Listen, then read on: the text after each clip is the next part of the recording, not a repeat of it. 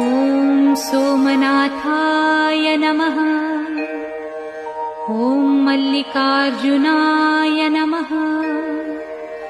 ॐ महाकालेश्वराय नमः।